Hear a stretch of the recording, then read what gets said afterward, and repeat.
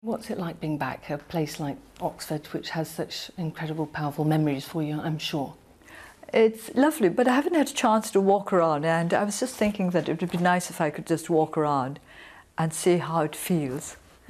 But I've just been in a car, and that's not quite the same thing. And you're never going to be allowed to do that, are you? Because now everywhere you go, everyone goes, oh my God, it's Aung San Suu Kyi. I don't think they'll recognise me if I put a scarf over my head. I think they're going to recognise you. I mean, your life has changed beyond all recognition. I mean, you can't... How do you feel about all this adulation, people, you know, fating you as I mean, there's almost too high expectations of you, aren't there? It's not so much adulation. I think of it as warmth and friendship, and that is it's very touching. I hadn't expected people to be quite so friendly. I don't mean just in Europe, but even in Thailand. When I went to Thailand a couple of weeks ago, I was amazed at how warm and friendly the Thais were and how they accepted me as though I were one of them. And it's the same thing here in Europe. And this I find very moving. And what about the weight of expectation on you, though? Well, I think I'll have to live with that. I think of it, I've always said to my people in Burma that the only promise I can make them is that I'll try my best. And that's the only promise I can make to all those who have been supporting me. I'll try my best. You don't feel pressured by it? You don't feel worried about disappointing I don't think anybody could or pressure failing? me more than I pressure myself. Yeah. And worries about failure? No, I don't think about that. I think it's not an option. No, it's not that. I think you concentrate on what you have to do, a step at a time. It is very touching because at Bergen, they started a concert they had arranged for me with the hymn, Lead Kindly Light, which was actually Mahatma Gandhi's favourite hymn, although he was a Hindu. And there is this line there, I do not ask to see the distant scene, one step's enough for me. And I think we have to work like that, step by step, and not worry about whether in the end you will get to your goal before your life ends.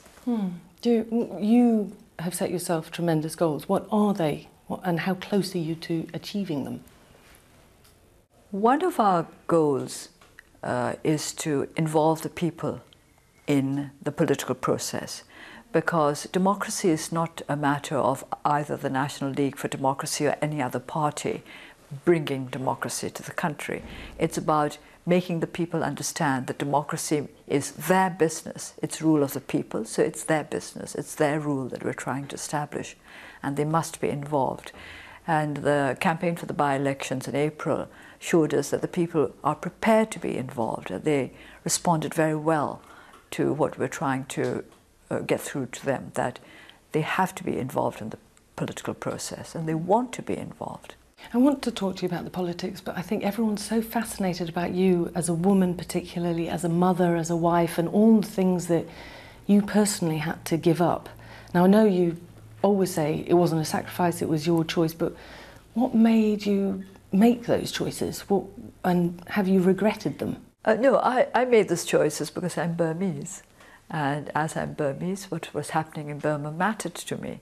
I think it's very natural to feel part of the problems of your country. But you are also a mother, you were also a wife. Yes. And they might feel you put your country before them. I mean, I know my own children would find that quite hard. This is true, but on the other hand, if you look at the families of my colleagues, they were so much worse off, because if the breadwinner is put in prison, then the whole family suffers. And not only do they suffer economically, materially, they're always in fear of their own security because members of the families of dissidents have been pulled into prison.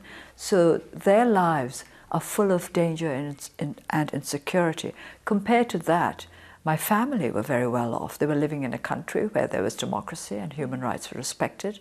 They had no material needs that could not be fulfilled. And they were not in fear for their security and freedom. But hard to explain that to boys. They were not so young that they could not have understood that. They must have still missed their mother. You must have still missed them. I missed them and they missed me. But as I said, when I looked at the lives of my colleagues, it was much worse. There was one of my colleagues who was not allowed to receive visits from members of his family for over 2 years, and he couldn't recognize his young son when he came for his first prison visit, because by then he was a young teenager and looked quite different.